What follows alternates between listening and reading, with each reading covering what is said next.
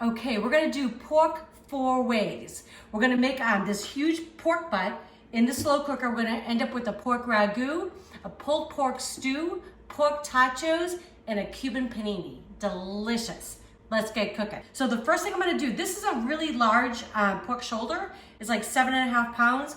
You could do this with any size pork. It doesn't matter. I just like to have leftovers for like the freezer so I can pull it out for something else at another point. Okay, so you really wanna heavily salt this.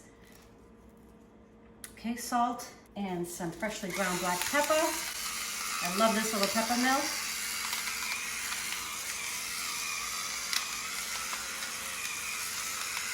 All right, this is going in the pot.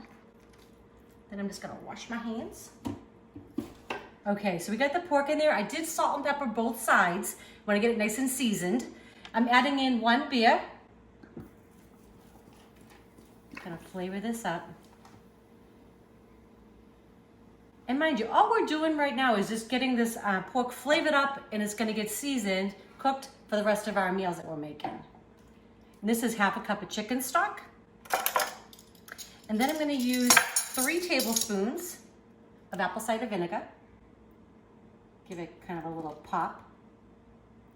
Okay. 4 sprigs of fresh thyme going in. 1 large sprig of rosemary. Here I've got 5 cloves of garlic I just smashed, and just 1 onion. This doesn't matter like how you want to cut it, chop it, whatever. This is just adding flavor to the pork. This is all gonna just give up its goodness, and then we're gonna take it out, and we're not using it for anything else. So the top is gonna go on. We're gonna put this guy on low, and we're gonna see him in about 7 to 8 hours. Okay, so today's prep day for me, and I've got the pork shoulder that's still cooking. It's got about another hour, hour and a half to go. But tonight I'm also gonna make my pork ragu. So what I'm doing right now is I'm throwing in 1 carrot, 1 celery, and 1 medium-sized onion into the food processor. And I'm just gonna blend this all up till it's nice and fine. The Italians call it pastata. Excellent. So this is gonna go in. I've already got a little bit of extra virgin olive oil heating up over there in my pan. Get all this goodness out. All right, right in the pan. We're gonna let this cook for about 5-6 minutes, and then we'll build the rest of the sauce.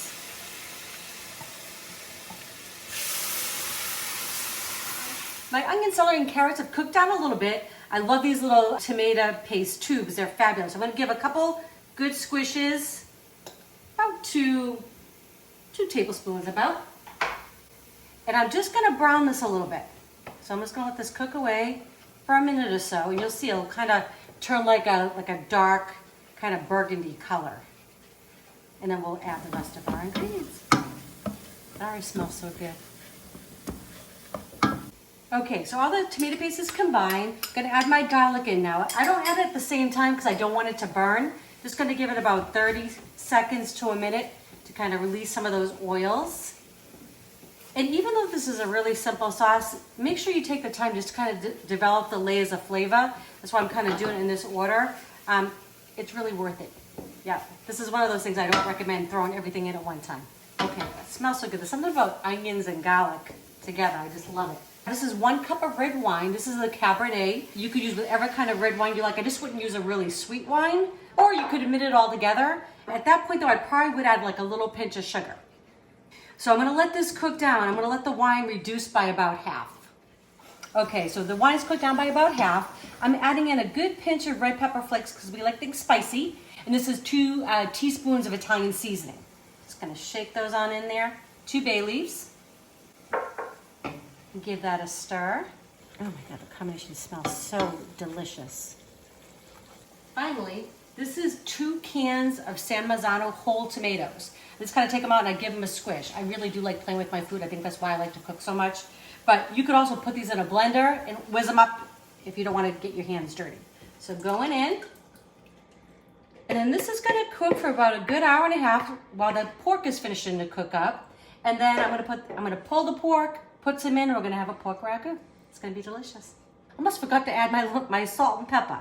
So a little bit, a pinch of kosher salt. And then I'm going to use my grinder here, some freshly ground black pepper. Always want to make sure you season. Those tomatoes really need salt.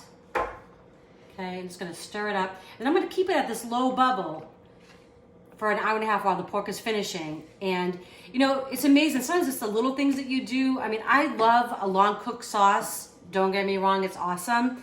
But sometimes I just want a really good spaghetti sauce or some kind of a ragu, and I want it done in a relatively quick amount of time. So I'm not putting my meats in here. And I'm not having it simmer all day, but doing the extra step of making the little pastada first, adding in the wine, developing those levels of flavor will really give you a delicious, satisfying sauce in a shorter period of time. Hey, this has been going for about 7 hours. This pork shoulder smells really good. The hardest part is gonna be getting this big hunk of meat out of here. So, you know what, I'm gonna have to break it up a little bit. Oh my gosh, very tender. Delicious. Okay, so obviously we still got some of the fat on the top, fat cap, but that just added to the flavor of it while it was cooking. We are going to take that off. And basically, obviously you can see this is a lot of pork. I am going to make 4 recipes with this though. Like tonight we're actually making a pork ragu, and I'm going to cook up some pasta. So today, Sunday is my prep day. I always make a meal on Sunday night. And the reason, well, hey, we need to eat, right? But also I like to make whatever we have for dinner, I make for lunch for us for the next day. It's just a way that I can kind of stay ahead of things. We have a very busy schedule, so I'm sure like all of you. I'm gonna get shredding. I'm gonna peel off this fat, get rid of that. We don't want that. And then shred away and get our ragu finished, and we're gonna eat. Okay, so I'm just gonna shred this up. It'll take me a few minutes, just a couple forks go in. And then I'm gonna put about 1.5 cups of this in my sauce. And then what I'm gonna do is I'm gonna bag all of this up, and I'm gonna portion it for the other meals. We're gonna do the totchos, the Cuban sandwich, and our stew. Okay, so I've got about 1.5 cups or so of the shredded pork going on in. Doesn't that sauce look amazing? So a little bit of meat goes a long way when you're making a pasta. That looks good to me. Okay, so I've got my water boiling. The pasta ragu is going. I'm gonna add a bunch of salt. You really want it to taste like the sea. Don't forget that step because your pasta will kind of go bland. Okay, I'm adding in 1 pound of rotini. And we're gonna cook it till just before al dente. So the package says 7 minutes for al dente. I'm gonna take it out around 5 minutes, and then I'm gonna finish cooking it actually in the sauce. Okay, so it's been cooking just about 5 minutes. I love these little spiders to fish the pasta out, because I want to finish cooking it in the sauce. And the other thing is too, is that don't throw away this pasta water. It can really help to like loosen the sauce up a little bit if you need to. And it also has all that beautiful starch from the pasta. So we'll see if we need it or not. But this is still gonna finish to cook, about another 2 or 3 minutes. All right, so I can already tell by stirring this that I'm gonna add a little bit of pasta water in. You can kind of see how it's kind of all getting absorbed in there. Totally fine. Let's just reach in here. Grab just a couple little spoonfuls. There we go. All right, we'll let the pasta finish cooking up, about 2 minutes. Okay, so it is done. It looks fabulous. I'm just gonna sprinkle with a little bit of pecorino romano on top. Beautiful dinner. Little pork ragu with a little rotini. Enjoy. All right, so tonight we're gonna make pork totchos. Delicious. We made that pork shoulder the other night, and we're doing pork 4 ways. So we did pork ragu the other day. Tonight we're doing the totchos. So I've got 1 bag, 30 ounces, gonna go in 425 oven for about 25 minutes. I'm gonna flip them halfway through, then we're gonna top them. Okay, so this is where the magic happens. These just came out of the oven. I took them out a few minutes shy of the total cooking time, and I put the oven on a high broil. So this is the pork that we made. I'm just gonna kind of put it all over, and I put a little bit of barbecue sauce on it. Delicious. All right, I know you're thinking these may not be so healthy, but I didn't say they were gonna be. I said they're gonna be tasty.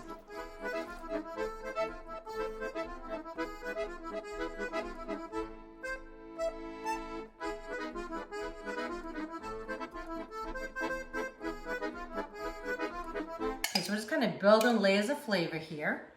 This is just a jarred corn salsa. Yummy.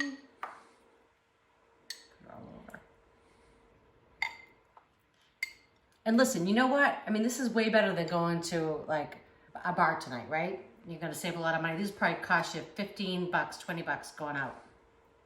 We made them at home, but it's a few dollars. I always come home and I always buy bulk, and I just package everything up. So this is some Mexican blend of cheese. We like cheese, so we're gonna have a lot of it on there.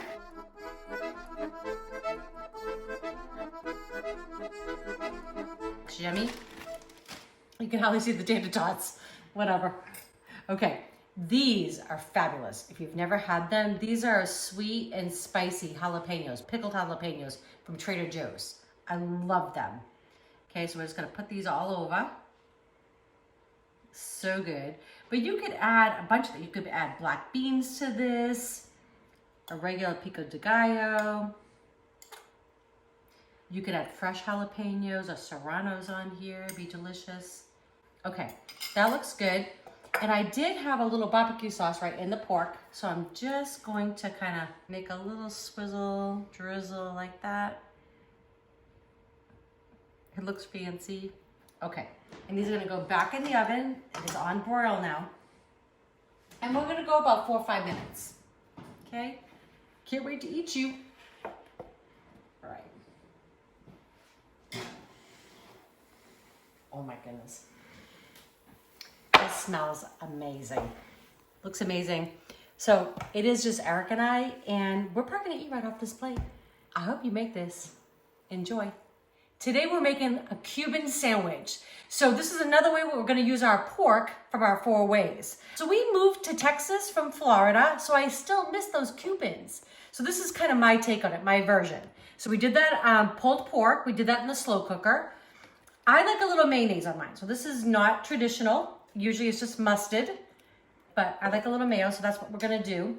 I also like to take out a little bit of the bread because I think it gives me more room for stuffing. And sometimes you just need to use regular yellow mustard, all right?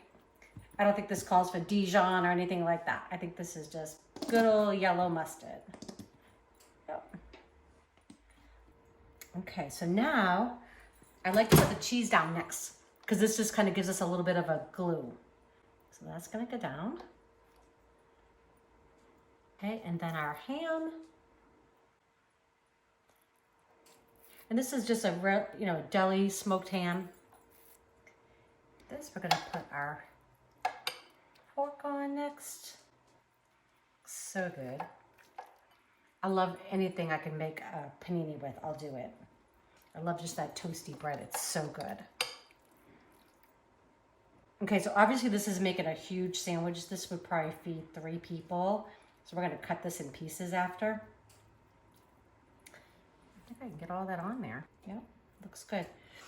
Also too, I found in Texas, I love these Best Made. They're so good. And these are actually a sour pickle. They just really have a nice tang. I love them, but you could use whatever you like. Some people just like a regular dill, and that's fine too. Now, more cheese, more better. That's the way I look at it. So again, it's gotta kind of give us a little glue on there. Now, mind you, this is feeding a lot of people, okay? Oh, you know what? I'm gonna add a little bit of mustard and mayonnaise to the side as well.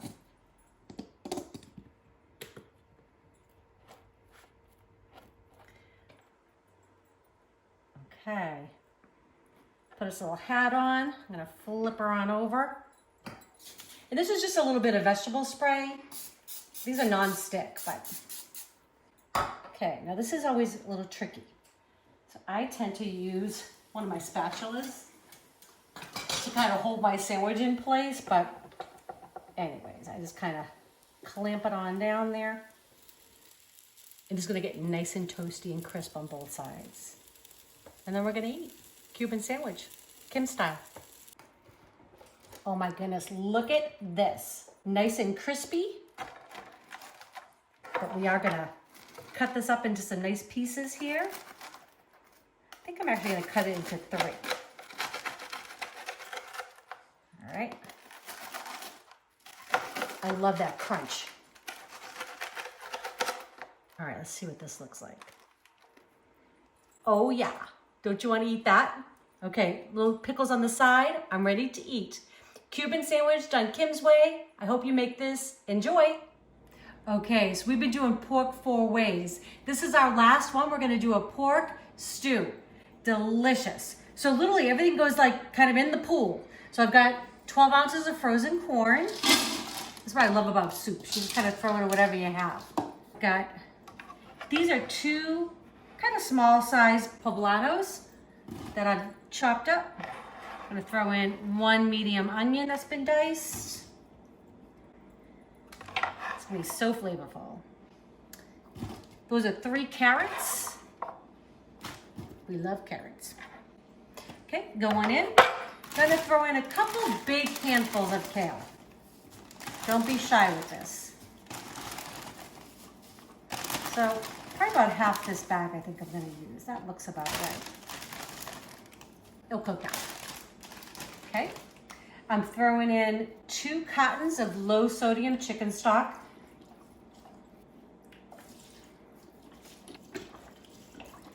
You know, I used to not be so much of a fan of a slow cooker for years, but I have to say I've grown to love it. This is 1 15-ounce can of diced tomatoes.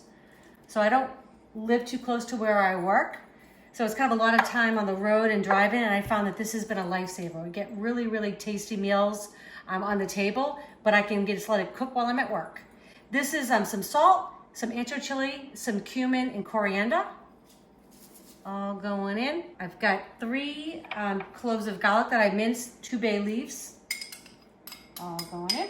And this is the rest of the pork. So I always like label it, put it in the freezer, all going in. Obviously that's cooked. So really, I'm just gonna put this on low for about 4 hours. I'm gonna top this with 4 cups of water. All right, I'm gonna give it a stir. Just kind of get everything combined in there. It's gonna be so tasty. So the biggest thing with, getting meals on the table when you're got a busy lifestyle, right, is just having a little prep ahead of time. Okay, that's it. Put it on low, and we'll see you in 4 hours. Okay, I wish you guys could smell this. It is so hearty. It's gonna be so delicious. The nice piece of homemade bread. Enjoy.